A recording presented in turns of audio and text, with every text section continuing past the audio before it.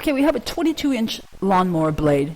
It rotates at 2,500 revolutions per minute, RPM, and we're asked to find the angular velocity in radians per second of a point that lives on the tip of the blade, and also part B to find the linear velocity of that point in miles per hour. And here's our big hint for part B. 1 mile is equal to 5,280 feet.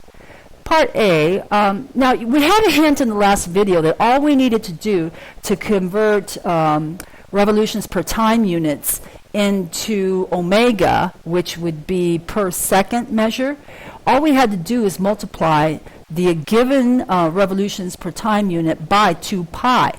But let me show you the breakdown of why this is going to work for us, and in the future you can just take a shortcut. So what we're seeing here is 1 revolution covers 2 pi times r.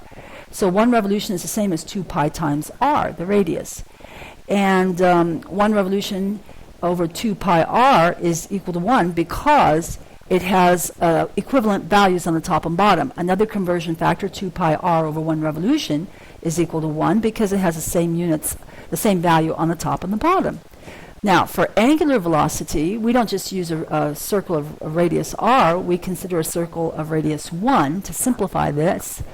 And we'll draw a picture here of that circle with radius 1 and arc length s. For that, we see, well, our omega was given to be 2,500 revolutions per minute. We want to eliminate the revolutions.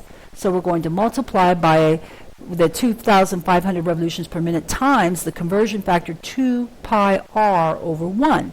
The revolutions cancel in this case and give us 2,500 times 2 pi times 1. You see, I replaced the r value, the radius, with 1 per minute over the minutes. That's 2,500 times 2 pi over minutes. And then we're going to multiply that by a conversion factor to give us units per second, because that's what they asked for, units per second, multiplied by 1 minute over 60 seconds. The minutes cancel and give us 250 pi over 3 seconds. And then we can run it through the calculator and get an estimation and round it off if we have a calculator. Now, I just want to pause here for a moment and tell you, we saw in the last video that we could have just multiplied the revolutions per time unit by 2 pi, and that would have been enough to get our proper answer. If you go back and try that, you'll see that we get the same answer if we just multiply the revolutions per minute times 2 pi. Now let's look at part B. We're asked for linear velocity.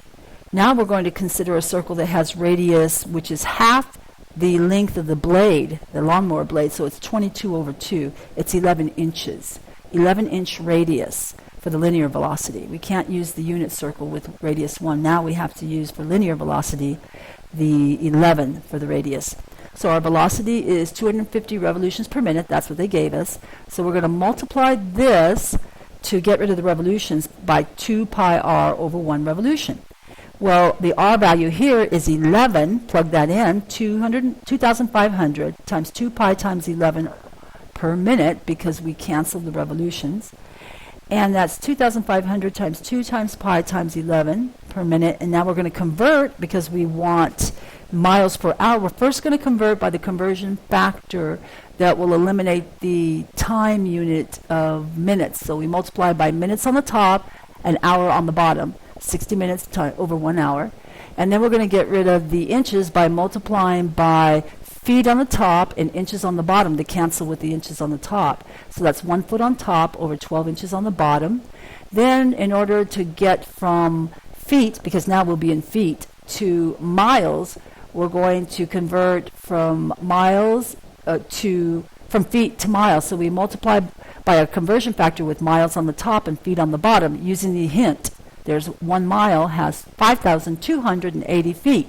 Now we can cancel all of the common factors on the top and bottom, and our final answer will be in the appropriate units, miles per hour. 625 times pi over 12 miles per hour. And we can run that through the calculator and get 163.6 miles per hour. But I did notice something here that I noticed similar to an earlier problem. We go, aha. If we are given revolutions per time unit, and this time we're asked to find linear velocity v, we just multiply by 2 pi times r, but this time there's a value for r that's significant. It's just not r equals 0. Okay, so I want you to compare that to the comment I made recently where I said if you're given revolutions per time unit and you're asked to find angular velocity omega, you multiply by 2 pi times 1. In other words, just 2 pi. So the difference is you're going to have a value for r when you do this multiplication. So let me recap what we saw in both of those videos. You're given, or both of these examples, you're given revolutions per time unit, and you're asked two things. You're asked to find, let's see, part A, the angular velocity omega. Well, that's going to be the given revolutions per time units times 2 pi per revolution, and your answer will be in theta per t. That's omega equals theta over t. And if you're given the same information and you're asked to find the linear velocity, you take the given revolutions per time unit and multiply by 2 pi times whatever the r value is per revolution. The revolutions cancel out, and your units are in radius units times theta over t, which is the same as s over t. So the units verify that we're doing the right thing. And I'll say it one more time. If you're given time units per revolutions per time unit, and you're asked to convert to angular velocity omega, that's part A, just multiply by 2 pi per revolution. And if you're given revolution per time unit and asked to find the linear velocity v, you multiply the given information by 2 pi times the radius over revolution.